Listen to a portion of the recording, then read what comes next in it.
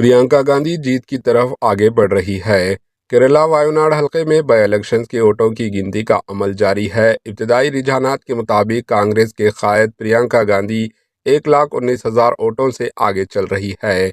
सुबह 8 बजे से वोटों की गिनती शुरू हो गई। कांग्रेस लीडर राहुल गांधी ने 2024 के लोकसभा इलेक्शन में इस हलके से कामयाबी हासिल की थी, लेकिन रायबरेली से इलेक्शन जीतने के बाद इन्होंने वायनाड सीट से इस्तीफा दे दिया था, जिसकी वजह से यहां बाई इलेक्शंस करवाए गए और इन इंतखाबात में प्रियंका गांधी सबसे आगे चल रही है। Bureau report, AHN news.